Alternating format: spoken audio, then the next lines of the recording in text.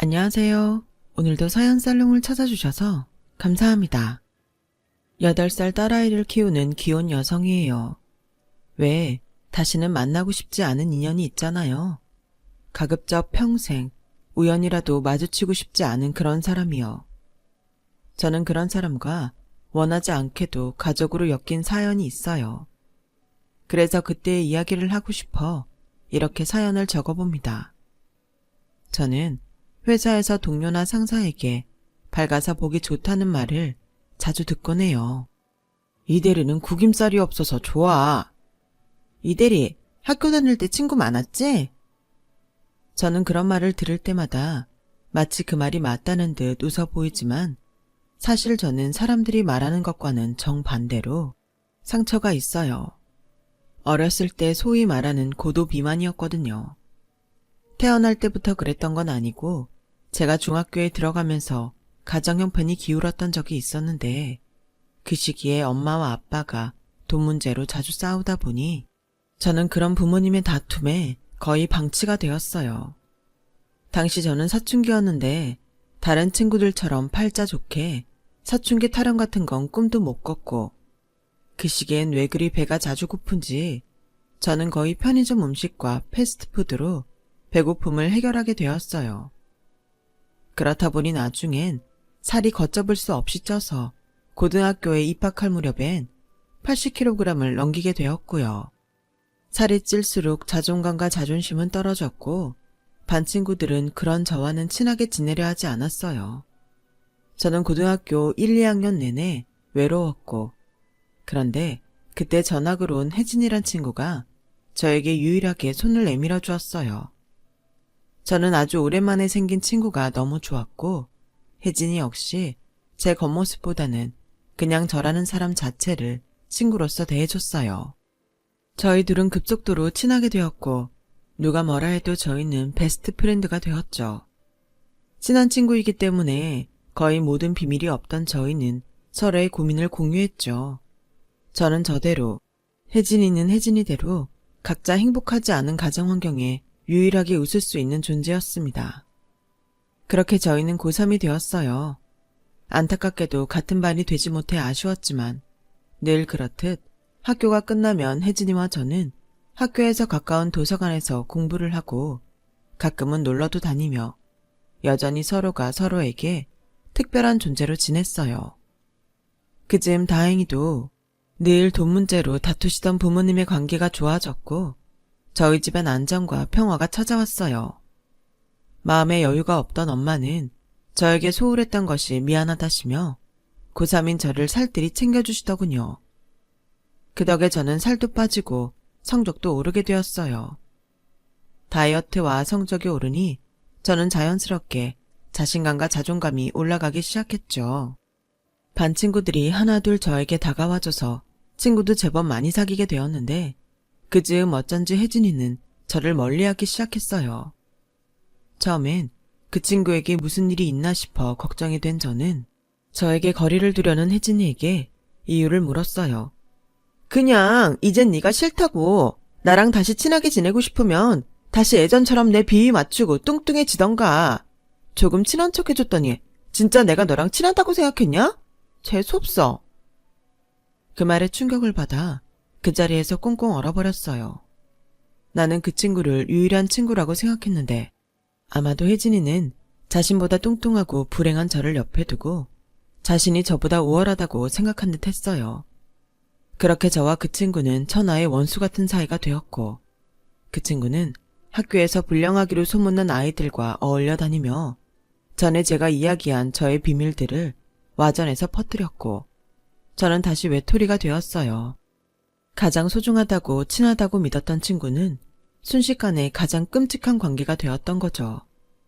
저희는 그렇게 서로 앙숙으로 졸업을 했고 저는 다신 우연이라도 혜진이를 만나고 싶지 않다고 생각하며 대학 진학을 했어요. 대학에 들어와서는 새로운 친구들과 새로운 세상에 지난날의 기억들은 조금씩 잊혀지더라고요. 저는 어느새 지난 고등학교 시절에 어두웠던 그늘이 있었나 싶을 정도로 밝은 사람이 되어갔어요. 가끔 문득 혜진이에 대한 기억이 떠오를 때도 있었지만 나중에 나빴던 기억이 좋았던 기억들을 모두 덮어버려 여전히 제 마음을 힘들게 했어요. 그리고 그 친구 역시 저와 다르지 않을 거라고 생각했죠. 저는 대학 졸업 후 첫 직장에 들어갔고 지금의 남편인 사수를 만나게 되었어요. 회사 일에 아무것도 모르는 저에게 남편은 제가 유일하게 비빌 수 있는 언덕이며 회사의 유일한 인맥이었는데요. 매일 그런 남편을 따르며 의지하다 보니 마음도 자연스럽게 남편에게 움직이더라고요. 남편은 우리 부서뿐만 아니라 회사 내에서도 일 잘하고 사람 좋기로 유명했어요.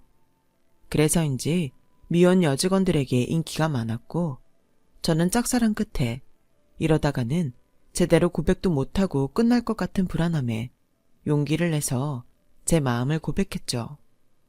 저희는 사내 커플이 되었어요. 남편은 나중에 제 고백을 받은 배경에 대해서 제가 여동생 같고 물가에 내놓은 애 같아서 마음이 계속 쓰였다고 이야기했어요. 그 후 저를 회사에서도 회사 밖에서도 다정하고 젠틀하게 잘 챙겨줬어요. 저는 그런 남편의 스위트한 모습에 결혼까지도 생각했는데요. 이런 제 마음을 하늘이 알았는지 뜻하지 않게 빨리 찾아온 작은 생명으로 저희는 만난 지 1년 만에 결혼을 하게 되었어요. 저는 20대, 남편은 이제 막 30이 되었을 무렵이라 그리 준비가 되어 있진 않았지만 저희 둘은 서로의 마음에 확신이 있었습니다. 우리 둘 사이에 아이까지 생겼으니 결혼을 하지 않을 이유는 없었어요.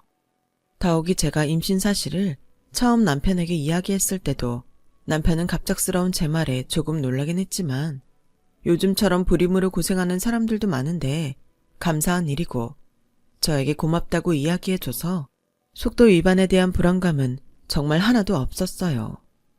남편은 자신이 어릴 때 부모님이 이혼해서 아버지와 단 둘이 살고 있었고 단 둘이 살아 그런지 아들이지만 아버지에게 살가운 아들이었죠. 아버지 역시 아들이 다 컸는데도 살뜰히 잘 챙기는 모습이 참 보기 좋았어요. 그런 예비 시아버지는 저희 임신 소식에 너무나도 기뻐하셨어요. 제 손을 꼭 잡으시며 식구가 없는 당신 집에 제가 복덩이라고 저를 정말 예뻐해 주셨어요. 게다가 직장 생활 기간이 길지 않아 모아놓은 돈도 별로 없던 저에게 혼수는 하나도 필요 없다고 말씀하시며 저를 배려해 주셨죠. 저는 시아버지의 그 마음이 너무 감사했어요. 또 저희가 결혼 후에 혼자 지내시게 될 시아버님이 마음에 걸려 저는 별다른 고민 없이 따로 신혼집을 구하지 않고 기간이 얼마가 되든 시아버지와 함께 살겠다고 남편에게 말했어요. 남편은 사실 혼자 남게 될 아버님이 마음에 걸렸지만 차마 그 얘기를 꺼낼 수 없었다고 했어요. 그러면서 저에게 너무 고맙다며 자기가 그 고마운 마음을 평생 저를 행복하게 해주는 것으로 갚으며 살겠다고 약속까지 해주더라고요. 그때까진 정말 몰랐어요. 앞으로 얼마나 기가 막히고 황당한 일이 제 앞에 펼쳐질지요. 아무것도 모른 채 마냥 행복해하며 결혼식을 올렸어요. 저희 친정 부모님은 신혼집도 없이 시아버지를 모시고 살게 될 저를 속상하게 생각하셔서 결혼식 내내 표정이 딱딱하게 굳어 있었지만 저는 그 누구보다 행복해 연신 방긋방긋 웃는 신부였어요. 그렇게 저희 부부는 무사히 결혼식을 올렸고 제가 임신을 하고 있어 신혼여행은 다음으로 미루면서 곧장 시아버지와 함께 새로운 생활을 시작했어요. 다른 사람들은 신혼인데 시아버지와 함께 사는 저에게 정말 안 불편하냐고 재차 물어보더군요. 남들은 상상도 하기 어렵겠지만 저희 시아버지는 거의 만능 살림꾼이셔서 불편함보다는 훨씬 편하고 좋았어요. 시아버님은 저에게 아내 없이 아들과 함께 살다 보니 음식이면 음식, 청소면 청소, 자연스럽게 살림이 손에 익었다고 그 덕에 저를 도울 수 있어 좋다고 하셨어요. 저는 그런 아버님 덕에 거의 막달까지도 아무런 걱정 없이 회사에 나갈 수 있었죠. 딸아이를 출산하고 조리원에서 나온 저는 시아버지가 손수 끓인 미역국을 받아 먹으며 몸조리를 했어요. 저희 친정엄마는 그런 시아버지를 보고 처음엔 시아버지가 있는 집에서 몸조리를 해 걱정을 많이 했는데 당신보다 훨씬 잘하신다며 저에게 시아버지에게 꼭 감사 표시를 하라고 돈이 담긴 봉투까지 찔러주셨죠. 시아버지는 개인 택시를 운전하셨어요. 시간이 상대적으로 자유로우셨죠. 그래서 제가 아이 예방접종을 맞추러 소아과를 가거나 볼 일이 있다고 하면 당신께서 기꺼이 손녀딸을 봐주신다고 하셨고, 딸아이가 돌이 지나 어린이집에 가게 되자 시아버지는 또 한 번 저의 든든한 조력자가 되어주셔서 출산으로 그만뒀던 회사에 복직할 수 있게 되었어요. 저희는 그렇게 3년 동안 과히 완벽하다고 생각할 정도로 행복했어요. 너무 많이 행복했던 걸까요? 마치 누군가의 질투를 산 듯 저희 가정에 어느 날 불쑥 불행의 그림자가 나타나더라고요. 그때는 아침 업무가 거의 끝나 모두 점심은 뭐 먹을까 하며 행복한 고민을 할 즈음이었어요. 남편에게 걸려온 한 통의 전화는 시아버지의 사고라는 청천벽력 같은 소식을 알려주더라고요. 남편과 저는 놀란 마음과 불안한 마음으로 시아버지가 계신다는 응급실로 향했어요. 시아버지는 10시간 넘는 응급수술을 받으셨지만 척추신경의 손상으로 하반신 마비라는 믿을 수 없는 결과를 받아들여야 했어요. 그날 저희 부부는 하늘이 무너진 기분이었죠.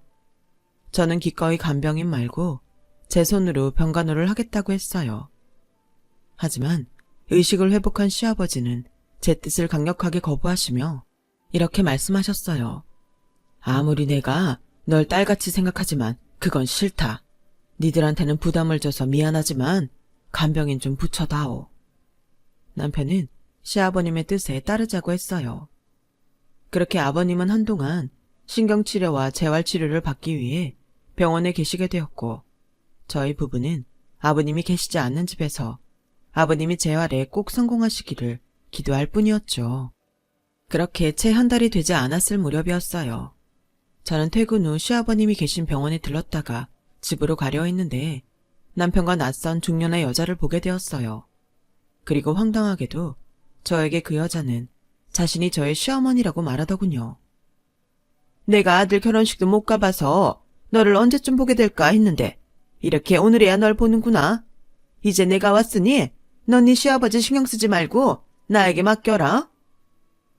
누구 맘대로 여기 계시겠다는 거예요. 그리고 아버지 사고 난 건 또 어떻게 하셨어요? 아무리 네 아버지랑 내가 헤어졌어도 난 네 엄마야. 어떻게 알았냐고? 그게 왜 중요해? 내가 네 아버지 병수발을 들겠다는 게 더 고맙지 않아? 난 다시 집으로 돌아와서 좋고 니들은 비싼 간병인값 굳어서 좋고 안 그래? 처음이었어요. 남편이 그렇게 화를 내는 모습을 본 건요. 남편은 대화 내내 연신 자신의 어머니에게 화를 냈고 저는 이 상황들이 갑작스러워 아무 말도 하지 못했어요. 그리고 그날 처음 본 시어머니는 남편이 아무리 철벽을 쳐도 기어코 자기 마음대로 그 다음날 자신의 집을 저희 집으로 가지고 와 안방을 떡하니 차지했어요. 갑자기 나타난 새로운 식구에 저는 살짝 불편했지만 어쩐지 제가 나설 수 있는 부분이 아닌 것 같아 참았죠. 그러던 어느 날 이번엔 남편의 여동생이라는 여자가 떡하니 나타났는데 저는 남편의 여동생 얼굴을 보고 놀라서 들고 있던 핸드백을 툭 하고 떨어뜨리고 말았어요. 글쎄 남편의 여동생이 제가 살면서 다시 만나고 싶지 않다고 생각한 혜진이었지 뭐예요. 저는 혜진이를 보고 말문이 턱 하고 막혔고 그 친구 역시 자신의 오빠와 결혼한 저를 보고 놀란 눈치였어요. 어떻게 네가 내 올케야? 세상에 말도 안 돼. 그러게 나도 정말 믿기 싫다. 그런데 너 여기 들어와 살려는 거니? 너 말투가 그게 뭐니? 아무리 우리 애가 시누이라도 그렇지. 그리고 여기 네 아빠 집이야. 엄마이 나도 여기 있는데 우리 딸이 여기 못 있을 이유가 있니? 시어머니는 저를 향해 잔뜩 날을 세우셨어요.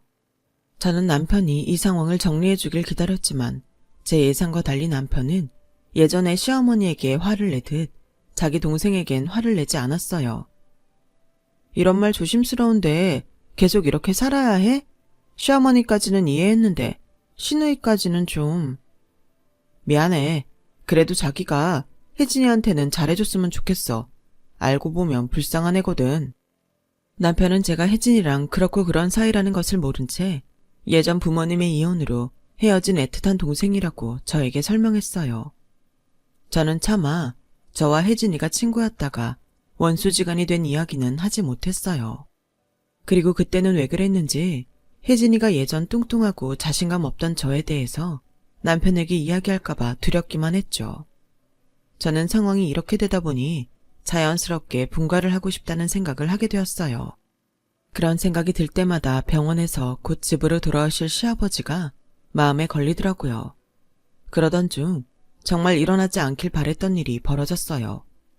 야근 후 녹초가 돼서 돌아온 저에게 시누이인 혜진이가 지난 과거 뚱뚱했던 저의 사진을 내보이며 이렇게 말했어요. 우리 오빠도 너 이랬다는 거 알아? 이 사진 보여주면 우리 오빠는 널 어떻게 볼까? 난 궁금한데 너도 궁금하지 않아? 저는 신우의 말에 소름이 돋았어요. 그런 저에게 신우는 걱정 마. 네가 나한테 잘하면 영원히 우리 오빠한테는 비밀로 할게.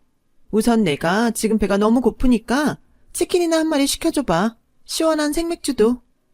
라며 절 약올리듯 제 어깨를 툭툭 치고 갔어요. 저는 머리로는 당연히 그 친구의 머리채라도 닿고 싶었지만 남편에게 지난 과거에 대해 들키는 건 싫었어요. 그래서 치킨과 맥주를 시키고 대신 시누이와 얘기를 좀 해봐야겠다고 생각했죠. 걱정하지 말라니까.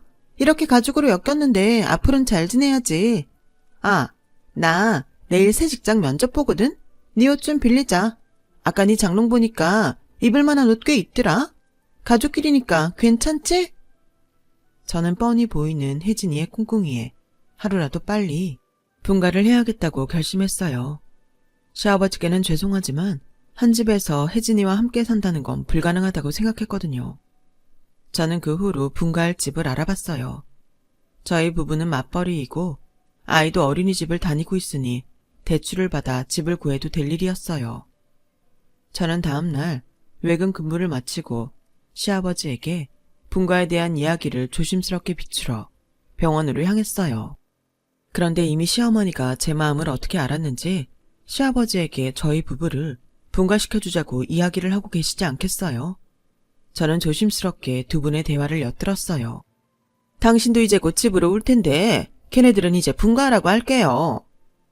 그걸 왜 당신이 결정해? 당신이랑 나 이혼하고 남남인 거 몰라? 몸이 그러면 제발 그 성질 좀 죽여요. 나나 되니까 당신 병 수발 든다고 그러지. 며느리한테 당신 수발 들라고 할 거예요. 혜진이도 집에 들어와 살라고 했어요. 왜 죄다 당신 마음대로야? 혜진이가 남이에요? 당신 딸이잖아요. 당신 혜진이 못 본 지 얼마나 됐는지 알긴 알아요. 지난 날은 내가 다 잘못했어요. 그러니까 당신도 좀 풀고 우리 남은 날은 사이좋게 지냅시다. 무슨 꿍꿍이야?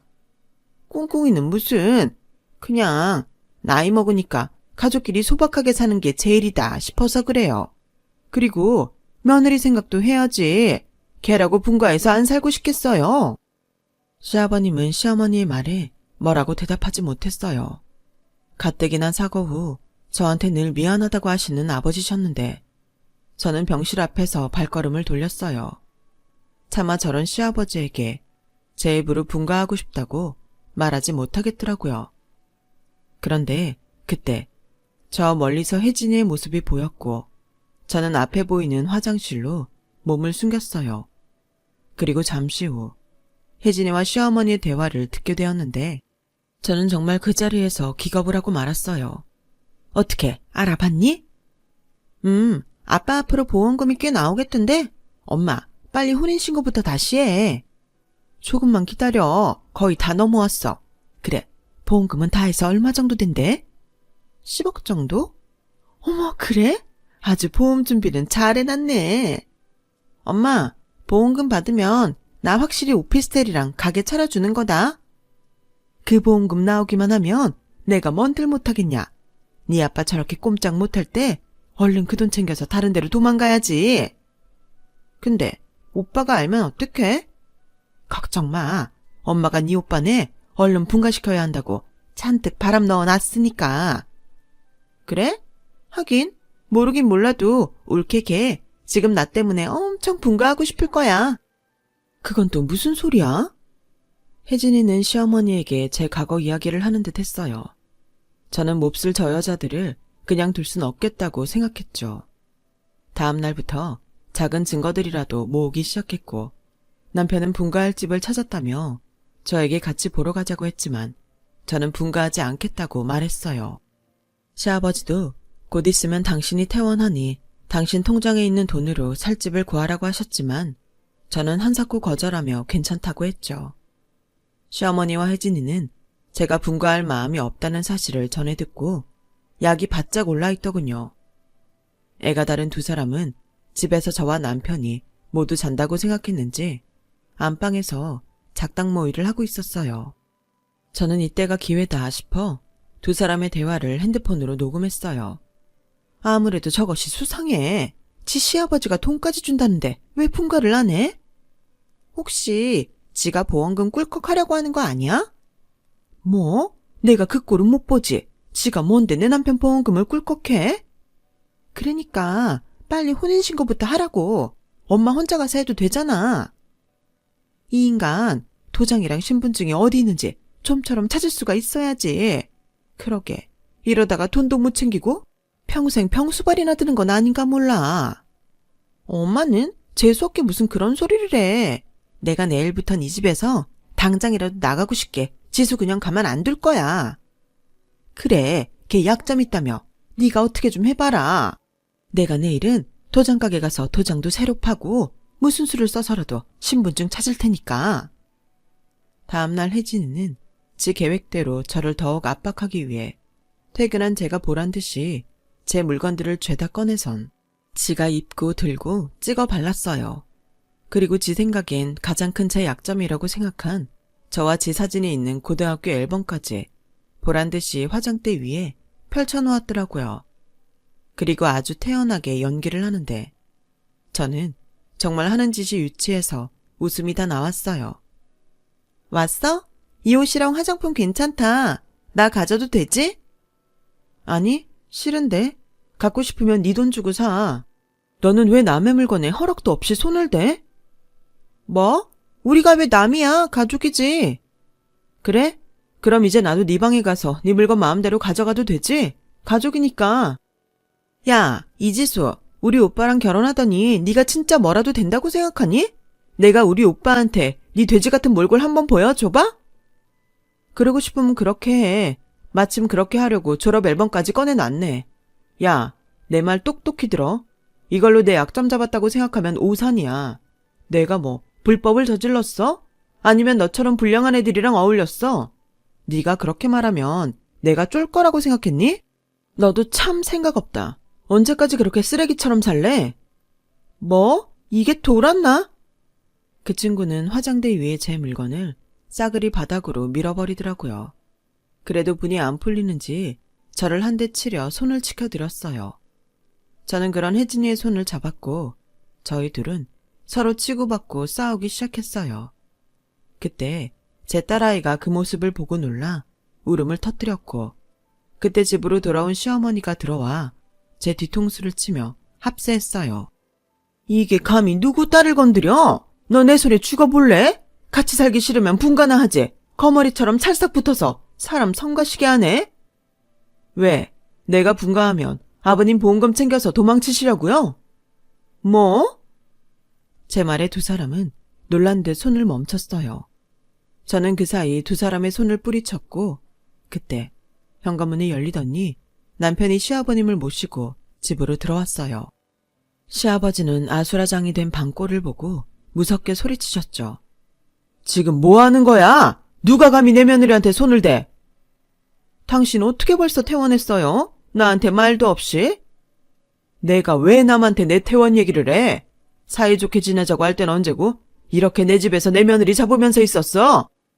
시어머니는 시아버지의 갑작스러운 퇴원에 놀란 듯 보였고 저는 그때 재빨리 핸드폰에 녹음된 지난밤 두 사람의 대화 내용을 틀었어요. 시어머니와 혜진이는 자신들의 목소리에 얼굴이 하얗게 질렸죠. 필사적으로 제 핸드폰을 뺏으러 달려들었고 남편의 저지로 모든 내용을 다 듣게 된 시아버지는 경찰에 신고하겠다고 노발대발 소리치셨어요. 그러자 시어머니와 혜진이는 무릎을 꿇고 싹싹 빌기 시작했는데 그 순간 아빠, 나는 잘못 없어요. 다 엄마가 시켜서 했고 난 시키는 대로 한 죄밖에 없어요. 엄마랑은 남이어도 저는 자식이잖아요. 아빠, 저는 용서해 주세요. 네? 신우이는 자신의 엄마를 배신하며 살려고 발버둥 쳤어요. 저는 신우이의 바닥을 치는 인성에 혀를 내두를 수밖에 없었어요. 시아버지는 당장 나가지 않으면 정말로 경찰을 부르겠다고 엄포를 놓으셨고 시어머니는 정말 후다닥 당신 짐도 미처 다 챙기지 못한 채 주랭랑을 치고 말았어요. 그러는 사이 신우이는 혹시나 하는 기대가 있었는지 어물쩍거렸는데 시아버지는 그런 신우이에게 이렇게 말씀하셨어요. 필요에 따라 지 애미도 버리는 딸 나도 버릴란다. 어차피 너도 네 엄마랑 같이 내 보험금 가로채려고 했잖아. 그 죄는 자식이어도 내가 용서할 수가 없다. 당장 네 애미 쫓아가지 못해. 가서 둘 다 개가천선하고 바르게 살아.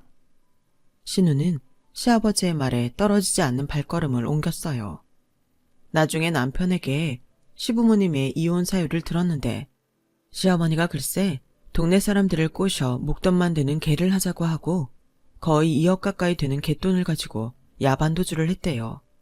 시아버지는 동네 사람들을 찾아가 빌고 살던 집을 팔아 그 돈을 마련했다고 했어요. 시어머니는 어린 딸을 볼모로 이혼만은 막아보려 했지만 단단히 화가 난 시아버지에게는 소용없는 일이었다나 봐요.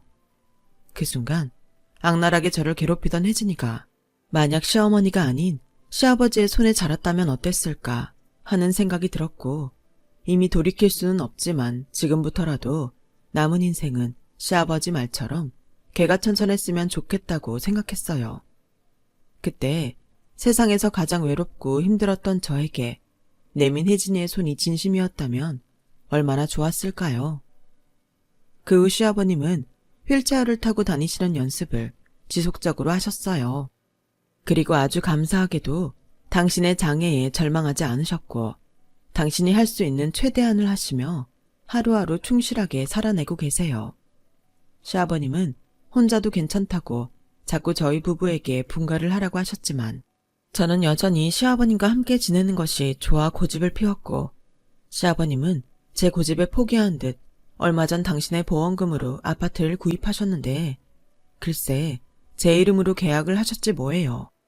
저는 너무 큰 선물에 거절했지만 한사코 이번엔 시아버지가 고집을 피우셨어요. 저는 받아도 될까 싶었지만 명의가 뭐 중요하겠어요. 우리 가족이 함께한다는 것이 더 중요하죠. 그래서 저희는 기쁜 마음으로 이사를 했어요. 매일매일 아버님 말씀 따라 평화로운 일상을 감사하는 마음으로 살고 있어요. 감사하는 마음과 작은 것에도 만족할 수 있는 마음. 저는 앞으로의 삶에 있어 이 두 가지의 마음가짐은 꼭 잃지 않고 살아가려고 합니다.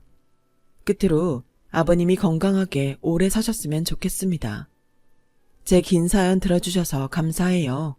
여러분들도 오늘 하루 감사한 마음으로 온전한 행복 느끼시길 바랄게요. 여러분, 사연 댓글에 응원과 현명한 조언 부탁드려요. 좋아요와 구독은 저에게 큰 힘이 됩니다. 오늘도 좋은 일 가득하세요.